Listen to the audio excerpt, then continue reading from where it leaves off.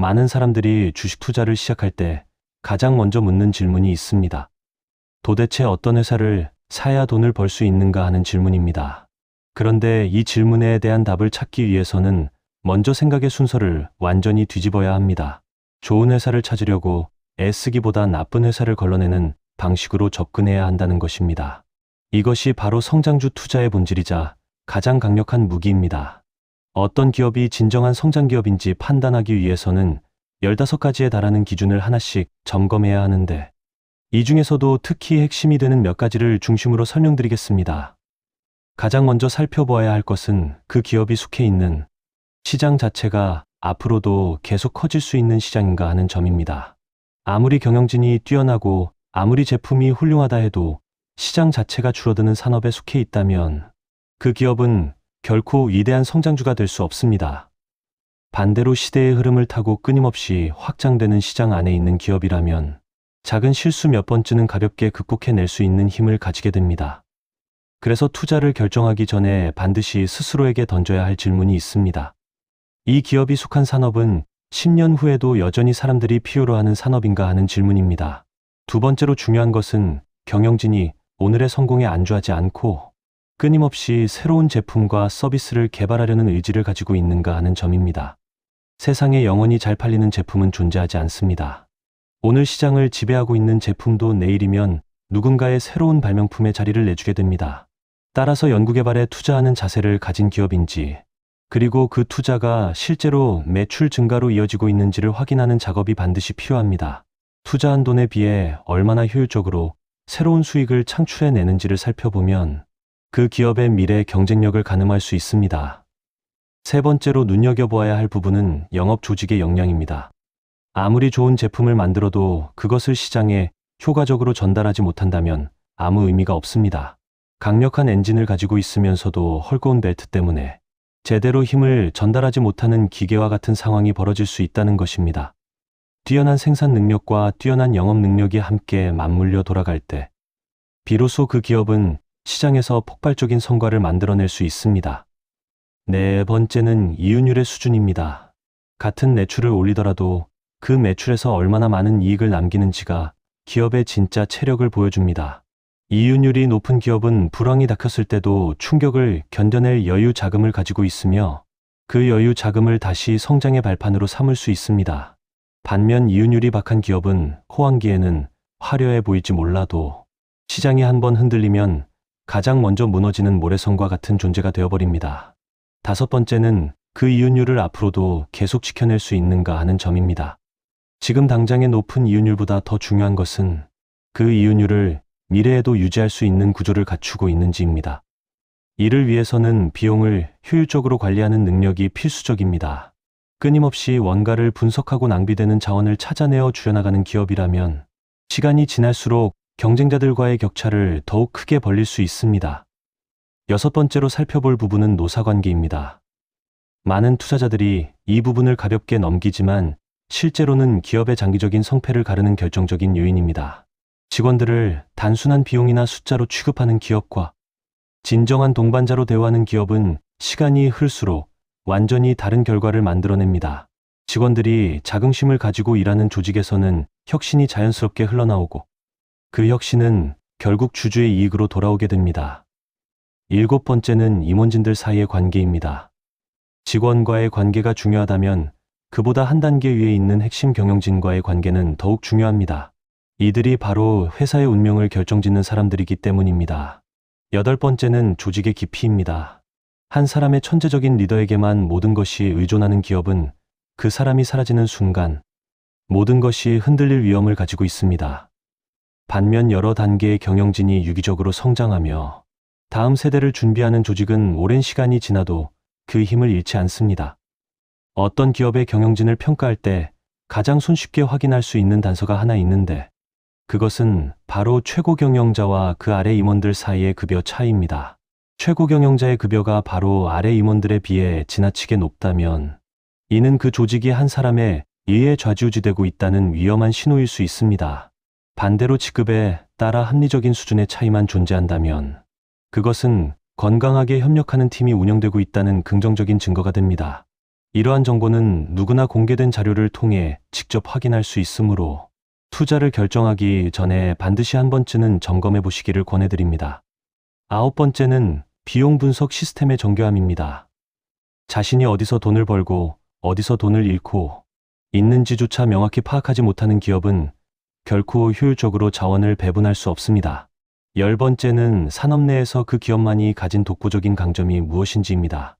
모든 산업에는 그 산업에서만 유독 중요하게 작용하는 성공 요인이 존재합니다. 그 요인을 정확히 짚어내고 그 부분에서 압도적인 우위를 차지하고 있는 기업이라면 시장이 흔들려도 흔들리지 않는 단단한 토대를 가지고 있다고 볼 수 있습니다. 11번째는 장기적인 관점에서 이익을 바라보는 자세입니다. 당장의 이익을 극대화하기 위해 미래의 이익을 갉아먹는 기업들이 의외로 많습니다. 그러나 진정으로 위대한 기업은 오늘의 작은 이익을 양보하고 내일의 더 큰 신뢰와 더 큰 이익을 쌓아가는 길을 선택합니다. 12번째는 자금 조달 측면에서의 안정성입니다. 미래의 사업 확장을 위해 외부 자금이 필요할 때 기존 주주들의 지분이 과도하게 희석될 위험이 적은 기업일수록 안심하고 장기 투자할 수 있습니다. 13번째는 정보 공개의 투명성입니다. 좋은 소식은 누구보다 빠르게 알리면서 나쁜 소식은 어쩔 수 없을 때까지 숨기는 경영진이라면 그 자체로 큰 경고 신호로 받아들여야 합니다. 14번째이자 가장 절대적인 기준은 경영진의 정직함입니다. 다른 모든 조건이 완벽하더라도 경영진의 도덕성에 의심이 든다면 그 투자는 절대로 진행해서는 안 됩니다. 경영진은 주주보다 회사의 자산에 훨씬 더 가까이 있는 존재이기 때문에 그들이 부정한 방법으로 자신의 이익을 챙길 수 있는 통로는 무궁무진합니다. 이것이 유일하게 절대적인 기준이라는 사실을 반드시 기억하셔야 합니다. 이렇게 수많은 기준을 어떻게 일일이 확인할 수 있을까 의문이 드실 수 있습니다. 그런데 여기에 정말 흥미로운 비밀이 하나 숨어 있습니다. 이러한 정보들은 회사가 발표하는 공식 보고서 어디에도 친절하게 정리되어 있지 않습니다. 그렇다면 어떻게 알아낼 수 있을까요? 답은 의외로 단순합니다. 그 기업과 직간접적으로 관계를 맺고 있는 사람들에게 직접 묻는 것입니다. 그 회사의 물건을 공급하는 협력업체, 그 회사의 물건을 사용하는 고객, 같은 산업에 종사하는 연구자, 관련 업계의 협회 관계자, 그리고 한때 그 회사에서 일했던 전직 직원들이 바로 가장 생생하고 정확한 정보를 가진 사람들입니다. 다만 전직 직원의 이야기에는 약간의 부정적인 감정이 섞여 있을 수 있다는 점은 감안하고 들어야 합니다. 떠난 사람의 이야기에는 늘 약간의 서운함이 묻어나기 마련이니까요. 이 정보 수집 방식을 효과적으로 활용하는 가장 좋은 방법은 같은 산업 안에 있는 5개 정도의 기업을 동시에 조사하는 것입니다.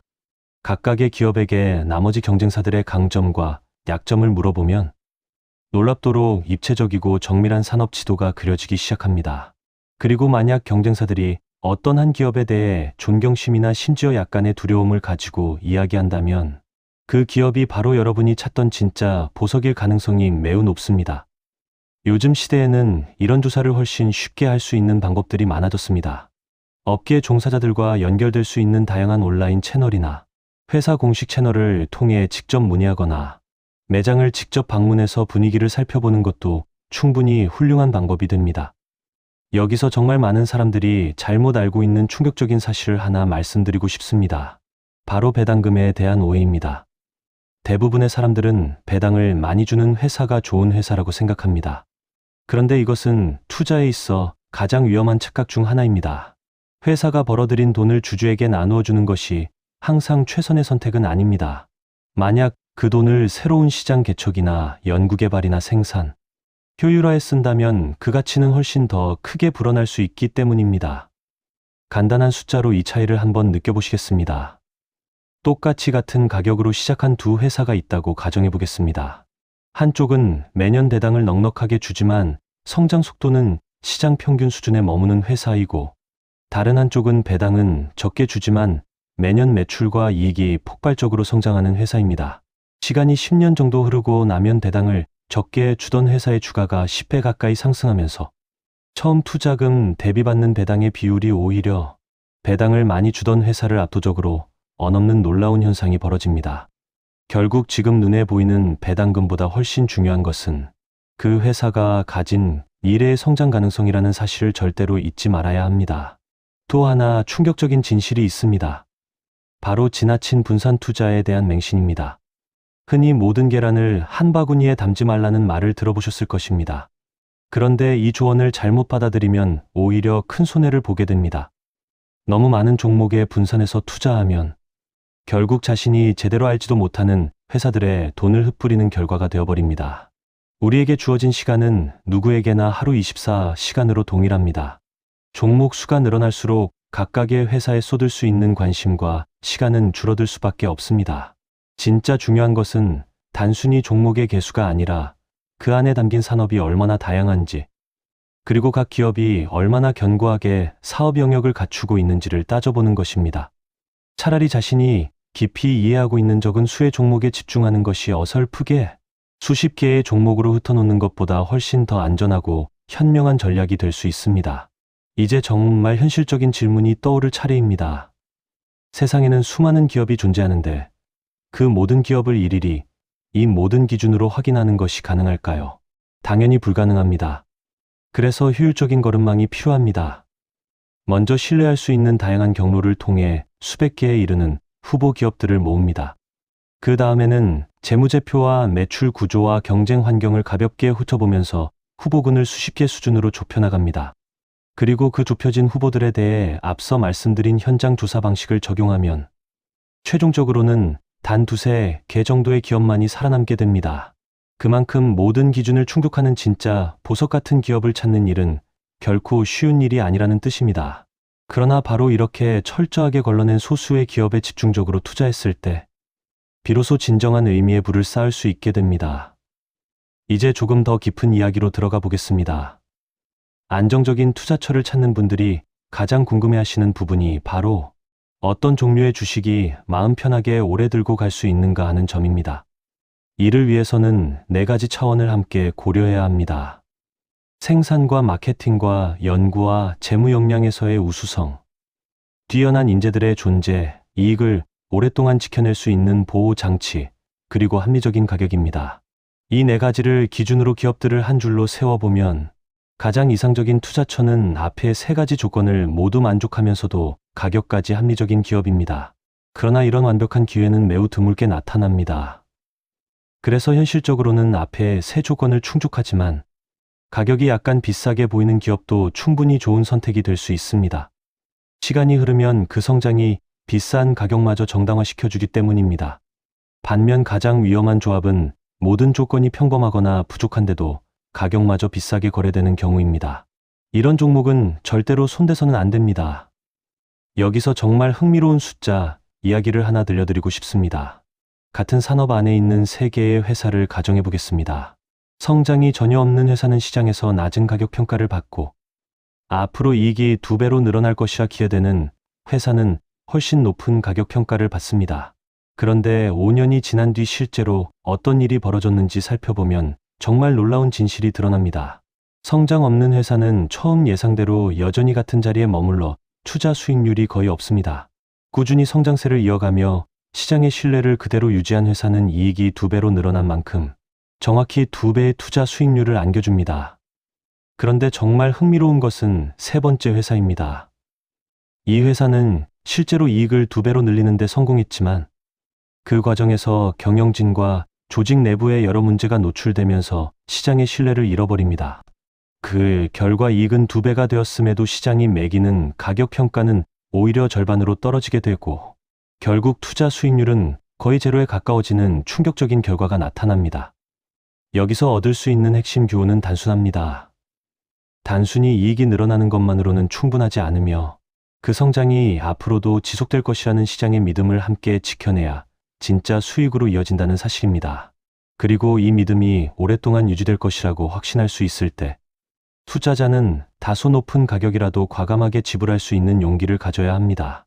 이제 경영진의 약점을 빠르게 알아채는 방법에 대해 말씀드리겠습니다. 사실 위대한 경영진을 찾아내는 것보다 형편없는 경영진을 알아채는 것이 훨씬 쉽고 빠릅니다. 그래서 다음과 같은 신호들이 보인다면 일단 경계해야 합니다. 외부에서 영입된 최고 경영자가 회사 운영을 너무 쉽게 따라잡는다면 이는 그 사업이 생각보다 단순하고 경쟁자가 쉽게 따라할 수 있다는 증거일 수 있습니다. 최고 경영자의 급여가 다른 임원들보다 지나치게 높다면 위험 신호입니다. 직원들 사이에서 불만의 목소리가 새어나온다면 그 또한 위험 신호입니다. 과거에 했던 약속과 실제 결과를 비교했을 때 늘 미달한다면 그것은 단순한 우연이 아니라 신뢰의 문제로 받아들여야 합니다. 최고 경영자가 이사회에서도 거의 혼자서 모든 결정을 좌지우지한다면 그 조직에는 견제 장치가 사실상 존재하지 않는다는 뜻입니다. 그리고 본업과 전혀 관련 없는 활동에 자꾸 손을 댄다면 그것은 집중력을 잃어가고 있다는 신호일 수 있습니다. 마지막으로 정말 중요한 이야기를 들려드리겠습니다. 한 회사가 오랜 시간 동안 높은 수익성을 유지한다는 것은 무엇을 의미할까요? 한여름에 꿀단지를 마당에 놓아두면 어떤 일이 벌어질까요? 당연히 벌과 파리가 몰려들게 됩니다. 높은 수익성을 자랑하는 기업도 마찬가지입니다. 그 달콤한 수익을 노리고 수많은 경쟁자들이 몰려들기 마련입니다. 그래서 진짜 위대한 기업은 자신의 꿀단지를 지켜낼 수 있는 강력한 방어막을 가지고 있어야 합니다. 그 방어막에는 몇 가지 형태가 존재합니다. 첫 번째는 규모의 경제입니다. 대량으로 생산할수록 단위당 비용이 낮아지는 구조를 가진 기업은 작은 경쟁자가 쉽게 뛰어들지 못하는 단단한 성격을 두르고 있는 것과 같습니다. 두 번째는 브랜드의 힘입니다. 강력한 브랜드는 가격을 스스로 결정할 수 있는 힘을 만들어내고 이 힘은 다시 더 큰 성장의 밑거름이 됩니다. 단순히 광고에 많은 돈을 쓰는 것만으로는 진짜 브랜드 가치를 만들어낼 수 없습니다. 세 번째는 여러 전문 분야의 결합입니다. 서로 다른 영역의 깊은 전문성을 동시에 갖춰야 하는 사업일수록 다른 기업이 쉽게 따라잡기 어려운 진입장벽을 갖게 됩니다. 네 번째는 자동으로 반복되는 구매 구조입니다. 다만 단순히 정기적으로 결제가 이루어지는 구조만으로는 충분하지 않습니다. 고객이 다른 대안으로 갈아타기 어려울 만큼 핵심적인 역할을 하면서도 동시에 그 비용이 고객의 전체 지출에서 작은 비중을 차지해야 진짜 강력한 방어막이 완성됩니다. 지금까지 풀어드린 이야기를 가만히 돌이켜보면 결국 모든 위대한 성장주 투자 전략의 본질은 하나로 귀결됩니다. 화려한 숫자나 단기적인 소문에 흔들리지 않고 그 기업이 가진 본질적인 체력과 그 체력을 지켜낼 방어막을 묵묵히 들여다보는 자세입니다. 시장이 환호할 때 함께 흥분하지 않고 시장이 외면할 때 오히려 더 차분하게 들여다보는 사람만이 진짜 보석을 발견할 수 있습니다. 오늘 말씀드린 이 모든 기준들을 하나씩 마음속에 새겨두고 다음에 어떤 기업을 마주하게 되시더라도 이 틀을 통해 차분히 점검해 보시기를 바랍니다. 그것이 바로 평범한 투자자와 위대한 투자자를 가르는 결정적인 차이가 될 것입니다. 투자에서 가장 비싼 수업료를 치르고 얻은 교훈이 하나 있습니다. 아무리 완벽한 분석을 끝냈다 해도 그것을 실제 행동으로 옮기지 않으면 그 분석은 휴지 조각과 다를 바 없다는 사실입니다. 많은 사람들이 시장이 곧 무너질 것이라는 정확한 예측을 해놓고도 결국 화려한 분위기에 눈이 멀어 엉뚱한 종목을 사들이는 실수를 반복합니다. 머리로는 알고 있지만 몸이 따라주지 않는 이런 모순적인 상황이야말로 투자에서 가장 무서운 함정입니다. 그래서 지금부터는 알고 있는 것을 실제로 지켜내는 힘에 대해 이야기해 보려고 합니다. 먼저 종목을 보유하는 기간에 대한 아주 명확한 원칙 하나를 소개해 드리고 싶습니다. 어떤 종목을 매수한 뒤에 단 한 달이나 1년이라는 짧은 시간만으로 그 투자가 성공인지 실패인지 판단해 버리는 것은 정말 위험한 습관입니다.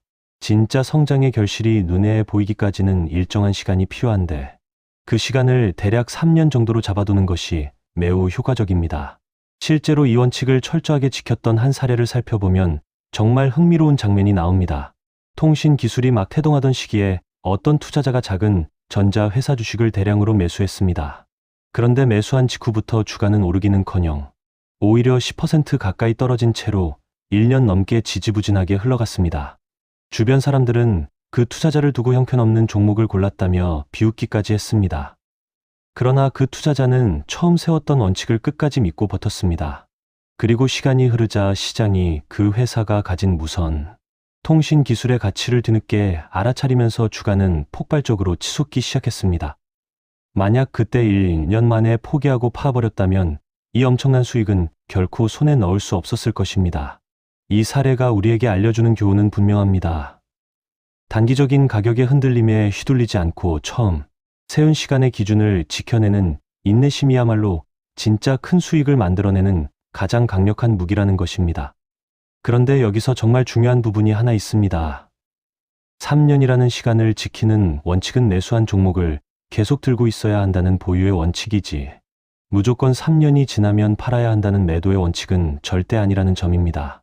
오히려 3년이라는 시간 동안 그 회사를 깊이 관찰하면서 자연스럽게 생겨나는 통찰력이 진짜 매도의 기준이 되어야 합니다.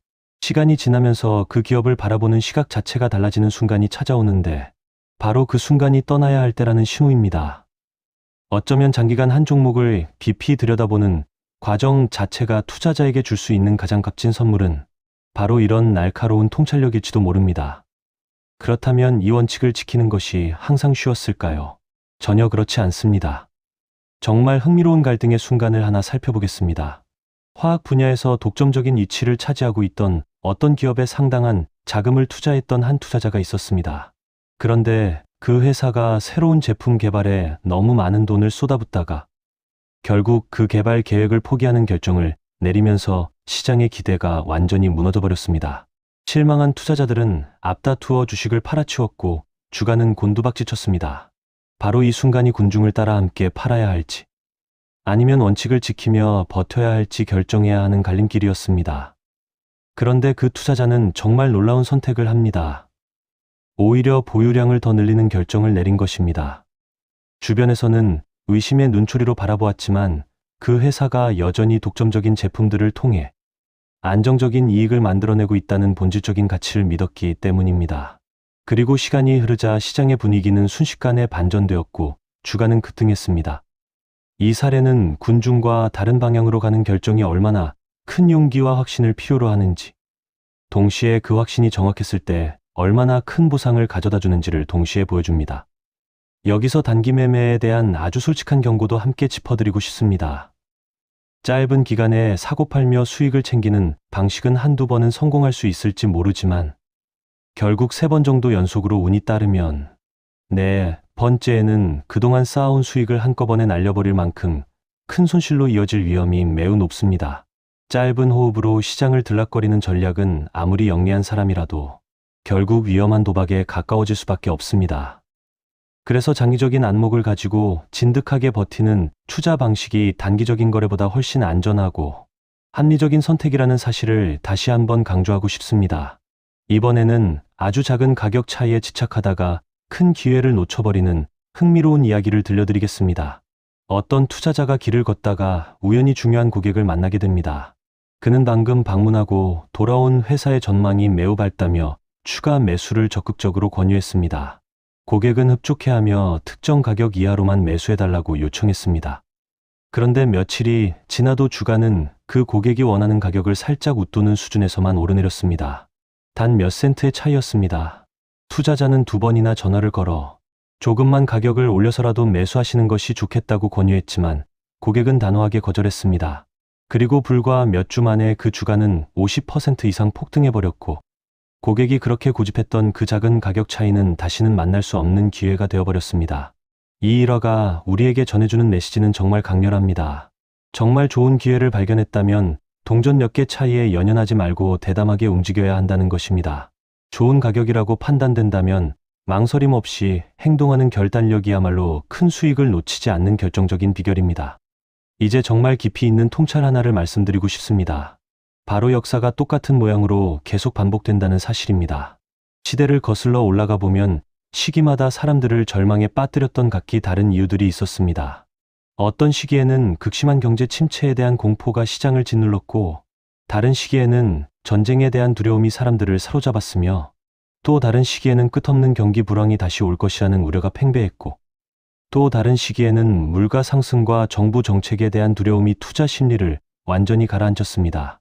그런데 놀라운 사실은 이렇게 서로 다른 이유로 시장이 침체되었던 모든 시기마다 그 두려움을 이겨내고 묵묵히 주식을 사들였던 사람들은 시간이 흐른 뒤 상상하기 힘들 정도로 엄청난 수익을 거두었다는 것입니다.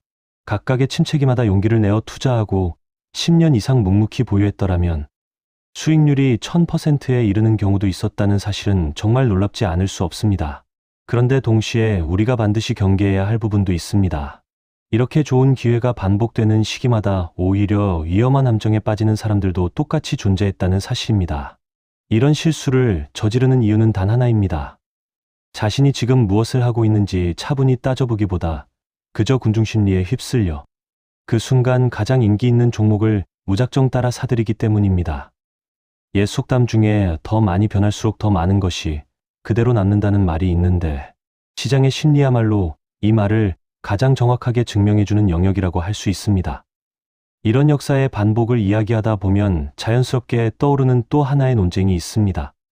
바로 모든 정보가 이미 가격에 다 반영되어 있어서 어떤 노력을 해도 시장을 이길 수 없다는 주장입니다. 그런데 이 주장에는 명백한 허점이 있습니다. 만약 이 주장이 정말로 맞다면 오랜 시간에 걸쳐 시장보다 훨씬 뛰어난 성과를 거둔 수많은 투자자들의 존재를 도저히 설명할 수가 없습니다. 단기적으로는 시장이 효율적으로 보일 수 있지만 시간을 길게 늘려서 바라보면 결코 그렇지 않다는 것이 분명하게 드러납니다. 부지런하게 공부하고 충분한 지식을 갖춘 채로 긴 호흡을 가지고 접근하는 사람에게는 시장이 절대로 완벽하게 효율적이지 않습니다. 바로 이 지점에서 투자자와 단순한 거래자의 차이가 갈리게 됩니다. 짧은 시세 차익만을 노리는 거래자는 결국 시장의 소음에 끊임없이 휘둘리지만, 진정한 투자자는 그 소음을 뚫고 본질을 바라보는 눈을 가지게 됩니다. 마지막으로 정말 인간적인 이야기를 하나 들려드리고 싶습니다. 아무리 철저한 원칙을 세우고 아무리 많은 경험을 쌓았다 해도 누구나 실수해서 자유로울 수는 없습니다. 자신이 가장 잘 아는 분야를 벗어나 낯선 영역으로 투자 범위를 넓혔다가 큰 손해를 입은 경험도 있었고, 의학 전문가의 흥분된 평가만을 믿고 검증 절차를 소홀히 했다가 주가가 반토막 나는 아픔을 겪은 경험도 있었습니다. 그런데 정말 중요한 것은 이런 실수를 겪고 난 뒤의 태도입니다. 실수를 통해 얻은 교훈을 다음 투자에 철저하게 반영하면서 자신만의 검증 절차를 점점 더 단단하게 다져나가는 자세가 결국 시간이 흐를수록 더 단단한 투자자로 성장하게 만들어줍니다. 화려한 성공 사례보다 오히려 부끄러운 실패의 기록 속에 진짜 값진 교훈이 숨어 있다는 사실을 우리는 잊지 말아야 합니다. 결국 투자라는 여정은 완벽함을 향해 달려가는 것이 아니라 실수를 통해 조금씩 더 나은 판단력을 길러가는 끝없는 과정이라는 것을 깨닫게 될 때 비로소 진정한 의미의 성장이 시작된다고 할 수 있습니다.